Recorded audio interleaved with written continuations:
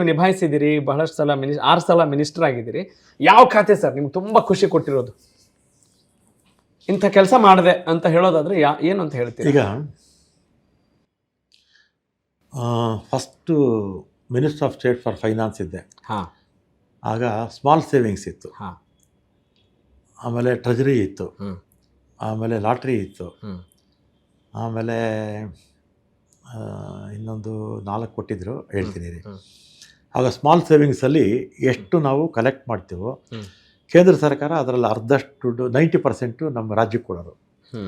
ಆವಾಗ ನಾನು ರಾಜ್ಯದ ಆವಾಗ ವೀರಣ್ಣವರು ಅಂತಿದ್ರು, ಅವರು ಸ್ಮಾಲ್ ಸೇವಿಂಗ್ಸ್ ಮಿನಿಸ್ಟರ್ ಆಗಿದ್ದರು. ಅವ್ರ ಹತ್ರ ಕೇಳಿಕೊಂಡು ಅತಿ ಹೆಚ್ಚು ಹಣವನ್ನು ಸಂಗ್ರಹ ಮಾಡಿಸಿದ್ದೆ. ಸ್ಮಾಲ್ ಸೇವಿಂಗ್ಸಲ್ಲಿ ತೊಡಗಿಸಿದ್ವಿ. ಅದರಲ್ಲಿ ನಮಗೆ 90% ರಾಜ್ಯಕ್ಕೆ ಕೊಡ್ತಾಯಿದ್ರು. ಅದೊಂದು ಟ್ರೆಜರಿಯಲ್ಲಿ ಏನು ಅಷ್ಟೇನು ಇರ್ತಿರಲಿಲ್ಲ. ಸ್ಟೇಟ್ ಅಕೌಂಟ್ಸಲ್ಲಿ ಅಷ್ಟೇನು ಜಾಸ್ತಿ ಕೆಲಸ ಇರ್ತಿಲ್ಲ. ಲಾಟ್ರಿ ಇತ್ತು ಅವಾಗ. ಈ ಲಾಟ್ರಿ ಇತ್ತಲ್ಲ, ಲಾಟ್ರಿನ ಬರೀ ಬೆಂಗಳೂರಲ್ಲೇ ಡ್ರಾ ಮಾಡ್ತಾಯಿದ್ರು. ಅದನ್ನು ರಾಜ್ಯದ ಎಲ್ಲ ಭಾಗದಲ್ಲೂ ಜಿಲ್ಲಾ ಕೇಂದ್ರಗಳಲ್ಲಿ ಮಾಡಿ ಅಂತ ಅವಾಗ ಹೇಳಿದ್ದೆ. ಆಮೇಲೆ food and civil supplies minister ಅದೇ. ಆಗ ಬೆಂಗಳೂರು ನಗರದಲ್ಲಿರ್ತಕ್ಕಂಥವ್ರಿಗೆ ನಗರ ಅರ್ಬನ್ ಸೀಟ್ ಇದರಲ್ಲಿ BPL ಇರಲಿಲ್ಲ, ತೆಗೆದಾಕ್ಬಿಟ್ಟಿದ್ರು. ಅರ್ಬನ್ ಪೂರ್ ಅಂತಲೇ ಇರಲಿಲ್ಲ. ಆಗ ನಾನು ಅರ್ಬನ್ ಪೂರ್ಗೂ ಕೂಡ BPL ಕಾರ್ಡ್ ಕೊಡಿಸ್ದೆ ಇವ್ರಿಗೆ ಹೇಳಿ, ಸೆಲ್ಫ್ ಸ್ಯಾಟಿಸ್ಫ್ಯಾಕ್ಷನ್ ಇದೆ, SM ಕೃಷ್ಣ ಅವ್ರಿಗೆ ಹೇಳಿ. ಆಮೇಲೆ ಬೆಂಗಳೂರು ಡೆವಲಪ್ಮೆಂಟ್ ಮಿನಿಸ್ಟರ್ ಅದೇ. ಆಗ ಬೆಂಗಳೂರು ಸುತ್ತಲೂ 7 CMC ಇತ್ತು, 2 TMC ಇತ್ತು, ಕುಡಿಯೋ ನೀರು, ಸ್ಯಾನಿಟ್ರಿ. ಆಗ SM ಕೃಷ್ಣ ಅವರು ಬೆಂಗಳೂರಿಗೆ ಹೆಚ್ಚು ಒತ್ತು ಕೊಟ್ಟಿದ್ರು. ಆಗ ಸೆಲ್ಫ್ ಅಸೆಸ್ಮೆಂಟ್ ಸ್ಕೀಮು, ಪಾರ್ಕ್ಗಳು, ಮತ್ತು ಇದು STPಗಳು ಬೇಕಾಷ್ಟು ಕೆಲಸ ಆಯಿತು ಆ ಕಾಲದಲ್ಲಿ. ಅದಾಯಿತು. ಅದಾದಮೇಲೆ ನಮ್ಮ ಇವರು ಧರ್ಮ್ ಸಿಂಗ್ ಕಾಲದಲ್ಲಿ ವಿದ್ಯಾಮಂತ್ರಿ ಆಗಿದ್ದೆ. ಸುಮಾರು ಒಂದು 700 ಸ್ಕೂಲ್ಸು ಪರ್ಮಿಷನ್ ಕೊಟ್ಟೆ ಅವ್ರಿಗೆ. ಆ ಪರ್ಮಿಷನ್ಸು, ಕಾಲೇಜಸ್ಸು, ಸ್ಕೂಲ್ ಪರ್ಮಿಷನ್ಸು ಪೋಸ್ಟಲ್ಲೇ ಕಳಿಸ್ತಾ ಇದ್ವಿ, ಯಾರೂ ಬರೋಂಗೇ ಇರಲಿಲ್ಲ. ಫೈಲ್ ಕ್ಲಿಯರೆನ್ಸು ಅಷ್ಟೇ. ವಿಜಯಭಾಸ್ಕರ್ ನಮ್ಮ ಪ್ರಿನ್ಸಿಪಲ್ ಸೆಕ್ರೆಟರಿ ಆಗಿದ್ರು. ಫೈಲ್ ಕ್ಲಿಯರೆನ್ಸು, ಆಮೇಲೆ ಲೈಬ್ರರಿಗಳು, ಮ್ಯಾಕ್ಸಿಮಮ್ ಲೈಬ್ರರಿಗಳು ಸ್ಯಾಂಕ್ಷನ್ ಮಾಡಿಸಿದೆ ಅವಾಗ ಎಲ್ಲ. ಅದು ಚೆನ್ನಾಗಿತ್ತು. ಅದನ್ನು ಇಲಾಖೆ ದೊಡ್ಡ ಇಲಾಖೆ, 3 ಲಕ್ಷ ಎಂಪ್ಲಾಯೀಸ್ ಇದ್ದರು. ಅದಾದಮೇಲೆ ಟ್ರಾನ್ಸ್ಪೋರ್ಟಲ್ಲಿ ಒಟ್ಟು ನಾನು 7 ವರ್ಷ 4 ತಿಂಗಳಿದ್ದೆ. ಸುಮಾರು 450 ಅವಾರ್ಡ್ಸ್ ಬಂತು. 450 ಅವಾರ್ಡ್. ಭಾಳ ಟಫ್ ಪೀರಿಯಡ್ ಇತ್ತು. 400. ಫಸ್ಟ್ ಟರ್ಮ್ ಏನು ಸಮಸ್ಯೆಗಳಿರಲಿಲ್ಲ. 2ನೇ ಟರ್ಮ್ ಭಾಳ ಸಮಸ್ಯೆಗಳಿತ್ತು. ಇನ್ನು ಸಾಲಗಳಿತ್ತು, ಬಸ್ ಇರಲಿಲ್ಲ, ರಿಕ್ರೂಟ್ಮೆಂಟ್ ಇರಲಿಲ್ಲ. ಅದು 450 ಟೋಟಲ್ ನನ್ನ 7 ವರ್ಷ 7 ಅದರಲ್ಲಿ ಇದು.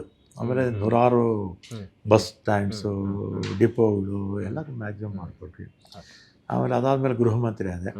ಆಗ 8 ತಿಂಗಳಿದ್ರು ಕೂಡ ಚಾಲೆಂಜಿಂಗ್ ಇತ್ತು. ಚೆನ್ನಾಗಿ ನಿಭಾಯಿಸಿದಾಗ ಅವರೆಲ್ಲ ಮಂಗಳೂರೆಲ್ಲ ಶಾಂತಿಯುತವಾಗಿತ್ತು.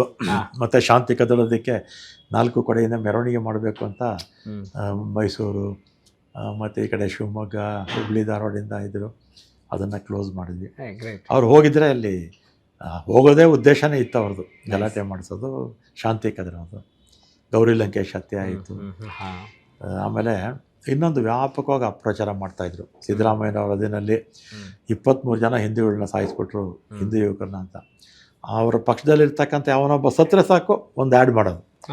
23 ಆಯಿತು, 24 ಆಯಿತು, ಈ ರೀತಿ ಎಲ್ಲರೂ ಅವ್ರು ಲೀಡರ್ಸ್ ಇದ್ದಾರೆ. ಇವ್ರು ಎಲ್ಲಿಂದ ಹೋಗುತ್ತೆ ಮೆಸೇಜ್, ನೀನು ಪ್ರೆಸ್ ಮೀಟ್ ಮಾಡು, ನೀನು ಮಾಡು ಅಂತ ಯಾರಿಂದ ಬರೀ ವ್ಯಾಪಕ ಅಪ್ರಚಾರ ಮಾಡ್ತಾಯಿದ್ರು. ಹಿಂದೂಗಳಿಗೆ ರಕ್ಷಣೆ ಇಲ್ಲ, 23 ಜನ ಅಂತ. ನಾನು ಎಲ್ಲ ನಮ್ಮ ಅಧಿಕಾರಿಗಳು ಹೇಳಿದೆ, ಆ 23 ಹಿಸ್ಟ್ರಿ ತಗೊಂಬನ್ನಿ ಅಂದೆ. 23ರಲ್ಲಿ 11 ಜನ ಮಾತ್ರ PFI SDP ಅವರು ಕೊಲೆ ಮಾಡ್ತಿದ್ರು. ಇನ್ನು ಉಳಿದಿರ್ತಕ್ಕಂಥ 12 ಒಂದು ಏನೋ ಸಂಬಂಧ, ಇನ್ನೊಂದು ಕುಡಿದು ವಾಹನದಲ್ಲಿ ಹೋಗುವಾಗ ಬಿದ್ದಿರೋದು, ಒಂದು 2-3 ನಮ್ಮ ತಾಲೂಕಿದೆ ಆಸ್ತಿ ಜಗಳದ್ದು, ಆಮೇಲೆ ಹಳೆ ವೈಮನಸ್ಸು, ಹಿಂದೂಗಳೇ ಈ ಥರದ್ದು 12 ಬೇರೆ ಬೇರೆ ರೀಸನ್ಸು ಸತ್ತಿದ್ದು. ಆಮೇಲೆ 11 ಮಾತ್ರ, ಆದರೆ ಇವ್ರು ಮಾತ್ರ 23 ಅಂತ ಹೇಳ್ತಾಯಿದ್ರು. ಆಮೇಲೆ ಇನ್ನೊಂದು ನಿಮಗೂ ಗೊತ್ತಿರಲ್ಲ, ಇಷ್ಟೇ ಸಂಖ್ಯೆನಲ್ಲಿ 9 ಜನನ 10 ಜನ ಇರಬೇಕು. ನನ್ನ ಸಂಖ್ಯೆ ಮರ್ತೀನಿ, ಹತ್ರ 10-11 ಇರಬೇಕು. ಇಷ್ಟೇ ಸಂಖ್ಯೆನಲ್ಲಿ PFI SDP ಅವ್ರನ್ನ ಇವರು ಸಾಯಿಸಿದ್ದಾರೆ.